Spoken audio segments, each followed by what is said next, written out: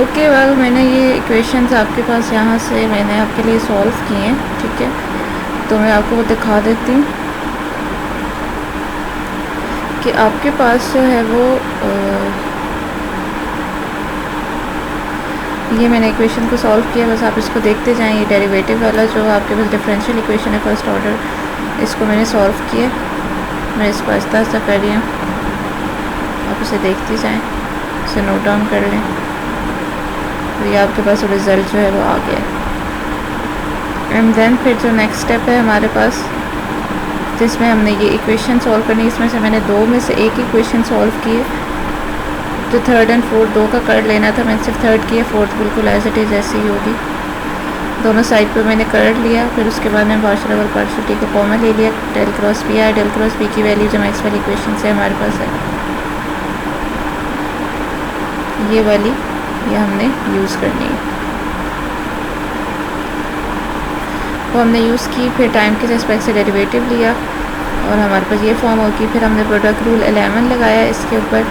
Del dot E जो है वो आपके पास 0 है हमारे पास, तो वो हमारे पास ये सॉल्व होके फाइनल जो है आपके पास ये इक्वेशन बन गई। तो ये वो इक्वेशंस आ गई जो आपके पास इधर आपको गिवन है। इसी तरह आप बी की भी फाइंड कर लेंगे। फिर ये हमने प्लेन वेव सोल्यूशन लिया और इसको हमने इन इक्वेशन में पुट किया। मैंने ई को जो है वो डेल स्क्वायर ई वाली इक्वेशन के अंदर सिंपल पुट किया है, दूसरा वाला आप खुद चेक कर लेना। तो अब हमने ये प्रूफ करना है कि ये इसके बराबर आता है। इस ई सोल्यूशन को मैंने इस वाली इक्वेशन में पुट किया। तो इस इक्वेशन में पुट किया तो आपके पास सिंपल यहाँ पे इस साइड पे डाइवर्जेंस है और इधर partial square of E over partial T square, यहाँ पे पार्शियल ई ओवर पार्शियल टी। तो यहाँ पे दो दफ़ा डेरिवेटिव होगा, सॉरी डाइवर्जेंस होगी ई की। फिर यहाँ पे दो सेकंड डेरिवेटिव होगा ई का विद रिस्पेक्ट टू टाइम, और यहाँ पे फर्स्ट डेरिवेटिव होगा। तो ये सिंपल आपके पास सिंपल मैथ है।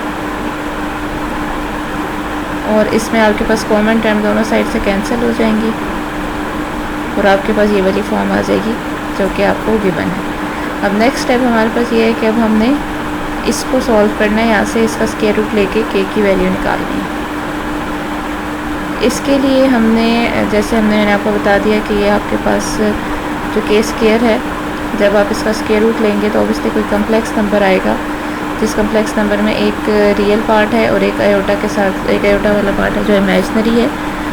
तो इसको हम सिंबॉलिकली हम ऐसे लिखेंगे के को कि आपके पास एक रियल पार्ट है और ये इमेजिनरी पार्ट है। ये जो इमेजिनरी पार्ट है उसको कैपा लिखा है, इसका के थोड़ा सा इस टाइप करके लिखा है। कुछ लोग K1 और K2 भी लिखते हैं। लिखते वक्त आप जो है ज़रा कैपा ड्रॉ करना मुश्किल होता है, तो मैं इसके बजाय मैंने एक स्लैश सा डाल दिया, आप इसे K1 और K2 भी लिख सकते हैं। अब जब मैंने इस के स्क्वायर जो ये वाला है, इसका जब मैंने स्क्वायर रूट लिया तो मेरे पास जो है वो ये इक्वेशन बन गई, प्लस माइनस करके हाफ हो गया सिंपल।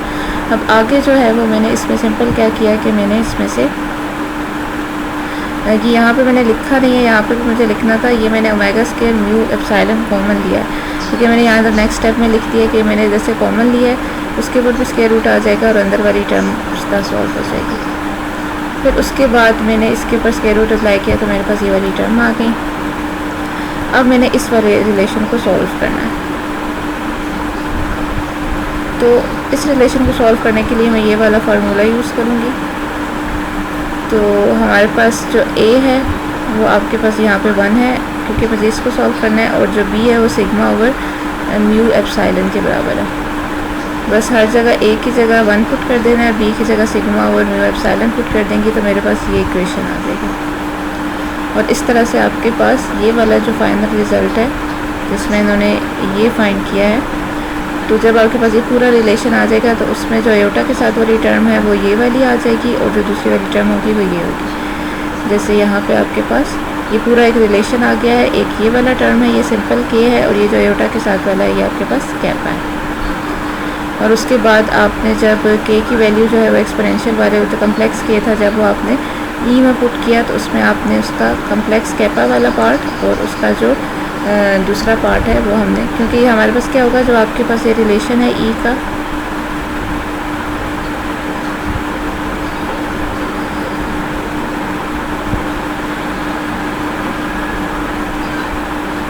ओके एक मिनट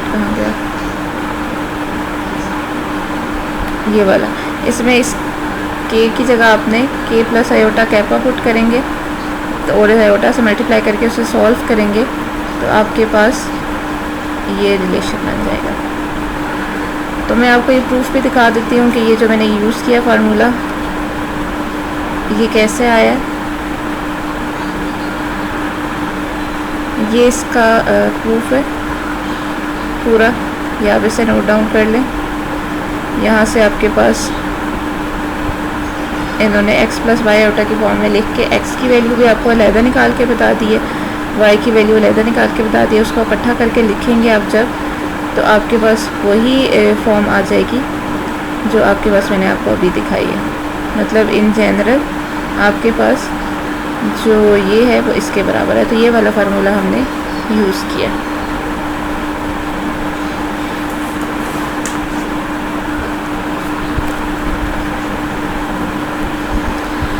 बाकी मैंने आपको कैपा के बारे में बता दिया था कि जो वैसे जो सॉरी के जो इटसेल्फ है इमेजिनरी के वो आपको बताता है एटीन्यूएशन ऑफ वेव के बारे में। मतलब ये कि वेव का एम्पलीट्यूड किस तरह से डिस्टेंस के साथ डिक्रीज़ कर रहा है।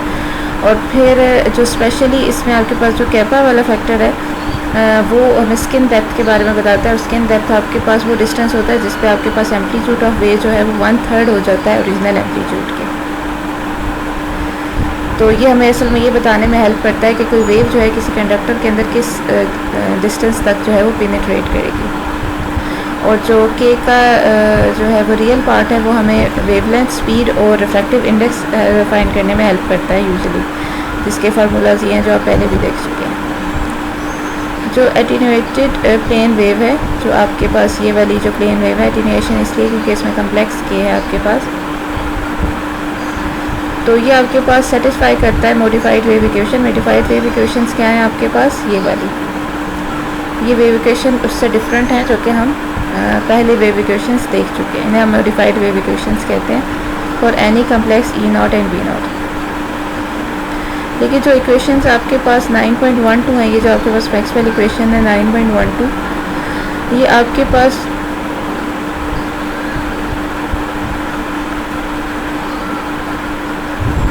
फर्दर कंस्ट्रेंट अप्लाई कर रही हैं जो कि यूज़ हो रही हैं रिलेटिव एम्पलीट्यूड, फेजेस और polarisation of E and B को डिटरमिन करने के लिए।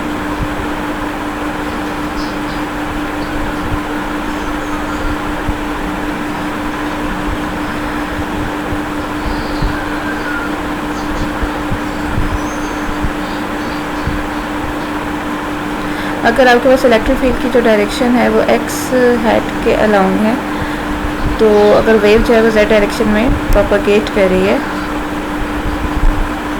तो आपके पास जो है वो ये वाले रिलेशन जैसे हम पहले फाइंड करते चुके हैं बिल्कुल वैसे ही है, बस एक कैपा वाला फैक्टर अलग आ रहा है।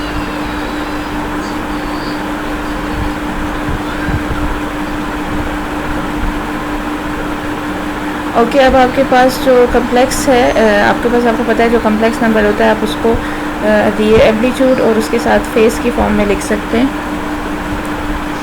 जैसे हम कहते हैं मॉडुलस एंड फेस। तो मॉडल के जो है वो आपके पास मैग्नीट्यूड बताता है, जो कैपिटल के है जो इसका मॉडुलस है वो आपके पास एम्पलीट्यूड बताएगा इस कम्प्लेक्स नंबर का।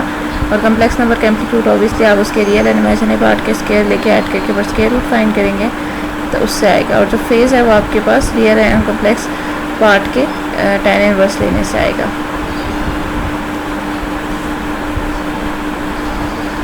तो आपके पास जो इक्वेशन 9.130 है और 9.131 है, इसमें जो आपके पास ई नॉट यूज़ हो रहा है वो आपके पास कम्प्लेक्स है, तो उसको भी आप फेस की मॉडुलस एंड फेस की फॉर्म में लिख सकते हैं।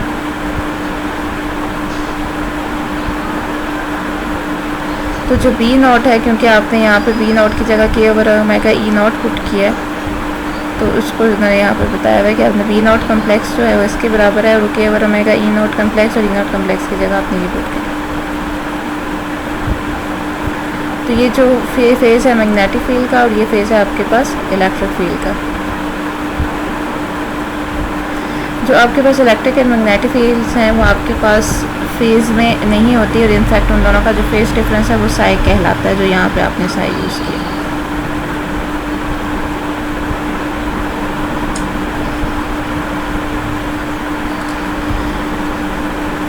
तो आपके पास जो मैग्नेटिक फील्ड है वो आपके पास lag behind the electric field, यहाँ से आपको ये पता चल रहा है। और अगर आप रियल एम्पलीट्यूड्स लें तो B naught over V naught K over omega के बराबर होगा। और यहाँ से आपके पास वो इक्वेशन आ जाएगी। इस के को अगर आप ओमेगा से डिवाइड कर दें तो आपके पास ये वाला रिलेशन आ जाएगा। तो अगर आप डॉट करें तो ये देखें, एक तो बी जो है वो लैग कर रहा है ई से, सेकेंडली आपके पास एटीन्यूएशन हो रही है, मतलब जो एम्पलीट्यूड है वो टाइम डिक्रीज़ कर रहा है। तो जो real electric and magnetic field आपके पास आ रहे हैं वो फाइनली इसके बराबर है। मतलब आपके पास ये देखें रिलेशंस थे ना, तो आप एक्सपोनेंशियल इस वाली टर्म को अगर आप cos theta plus iota sine theta की फॉर्म में लिखें तो आप रियल एंड इमेजिनरी पार्ट्स को अलहदा कर सकते हैं। तो वहाँ से cos वाले पार्ट को अलहदा करके इन्होंने real and electric and magnetic field जो है वो पार्ट बना लिए हैं।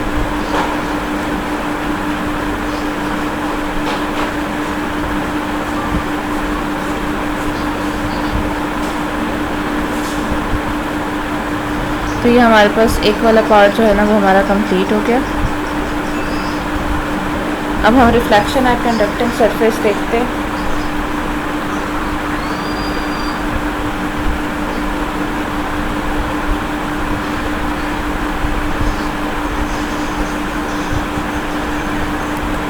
इसमें हमने बाउंड्री कंडीशन अप्लाई करनी है।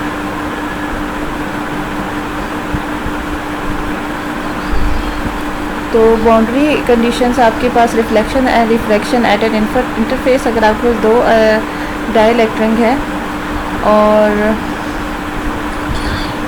तो आपके पास दो डाइलेक्ट्रिक की अगर बाउंड्री के ऊपर आपने क्या करना है, बाउंड्री कंडीशन अप्लाई करनी है रिफ्लेक्शन और रिफ्रैक्शन को इंटरफेस पे चेक करने के लिए।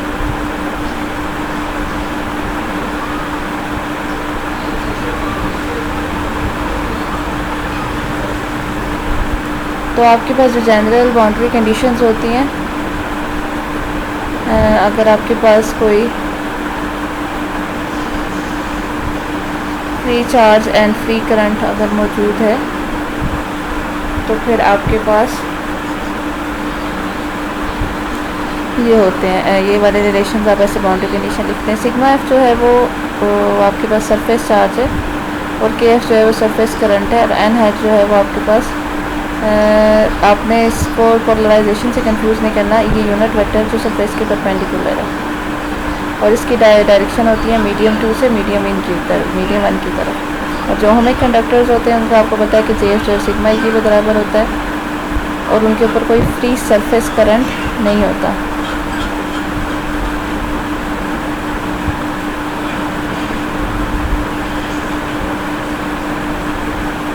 क्योंकि फ्री सरफेस करंट होने के लिए आपके पास जो इलेक्ट्रिक फील्ड है उसको इनफाइनाइट होना चाहिए एट द बाउंड्री।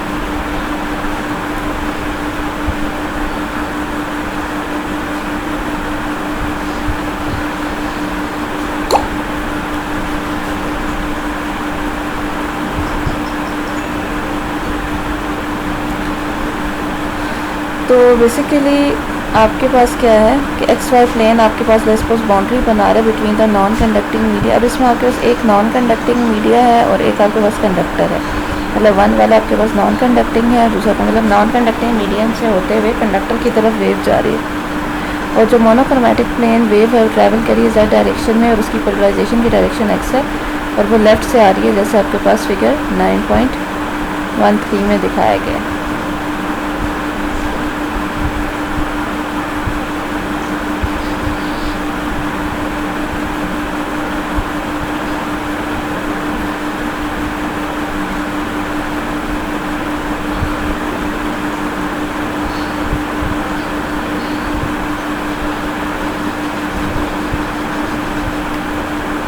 बिल्कुल ऐसे, ठीक है।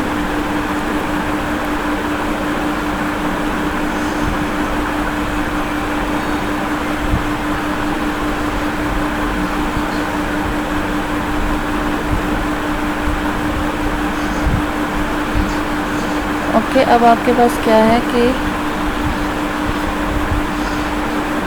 जो इलेक्ट्रिक फील्ड इंसिडेंस है और ये आपके पास मैग्नेटिक फील्ड है, और जो रिफ्लेक्टेड वेव्स हैं ये उनके लिए लिख दिया, और ये ट्रांसमिटेड वेव के लिए। आप देखें, अगर आप डिफरेंस देखें तो आपके पास जो नॉन कंडक्टिंग मीडिया उसके लिए के जो है वो सिंपल है, लेकिन कंडक्टिंग मीडिया के लिए जो है वो उसके कोडर का कैपासिटर सॉरी उसके हैड्स ही लगा दी है वो शो करने के लिए कि वो कम्प्लेक्स है।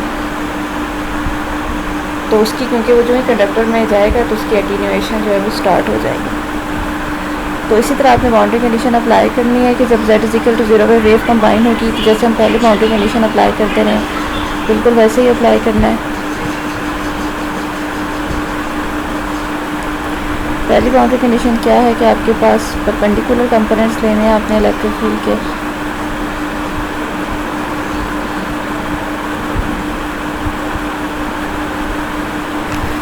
तो परपेंडिकुलर कंपोनेंट्स जो हैं वो इलेक्ट्रिक फील्ड के जो हैं वो ज़ीरो हैं दोनों साइड पर, इसकी वजह से सिग्मा f ज़ीरो होगा और बी परपेंडिकुलर भी ज़ीरो है। तो थर्ड इक्वेशन से आपके पास एक ये वाली पार्ट आ जाएगा पैरेलल वाले से, और एक आपके पास के एफ जो है वो आपके पास फ्री सरफेस करंट अगर आपके पास ज़ीरो है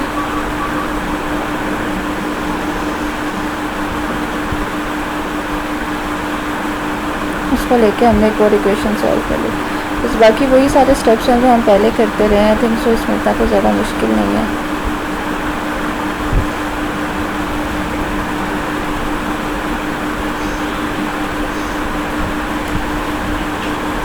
तो आपने यहाँ तक ये रिजल्ट डिराइव कर लेने,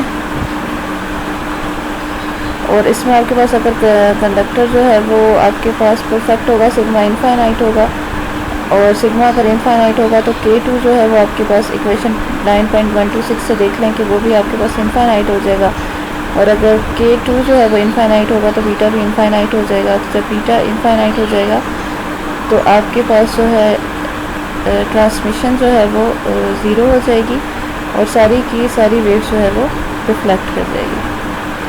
तो इसका मतलब ये हुआ कि अगर आपके पास परफेक्ट कंडक्टर है तो कोई भी जो वेव है वो आपके पास क्या होगी, ट्रांसमिट नहीं करेगी, सारी रिफ्लेक्ट कर जाएगी 180 डिग्री जो है वो फेज शिफ्ट के साथ। तो एक्चुअली ये रिज़ल्ट काफ़ी ज़्यादा इम्पॉर्टेंट है, क्योंकि जो आपके पास एक्सीलेंट कंडक्टर होते हैं वो गुड मिरर बनाते हैं। तो आप पेंट करते हैं थिन कोटिंग सिल्वर की on the back of a pan of a glass, किसी ग्लास के बैक पे आप थिन कोटिंग करते हैं, तो ग्लास का जो है उसका रिफ्लेक्शन से कोई ताल्लुक़ नहीं है, बल्कि ग्लास सिर्फ उस मेटल की लेयर को सपोर्ट करने के लिए यूज़ होता है, और उसको जंग लगाने से बचाने के लिए यूज़ होता है। असल काम उस सिल्वर की लेयर का होता है। और जो स्किन डेप्थ होती है आपके पास वो उस सिल्वर की वो 100 एंगस्ट्रॉम के करीब है, तकरीबन उससे कम है एट ऑप्टिकल फ्रिक्वेंसी, जो सिंपल लाइट की फ्रिक्वेंसीज होती हैं। तो इसलिए आपको बहुत ज़्यादा थिक लेयर की ज़रूरत नहीं पड़ती।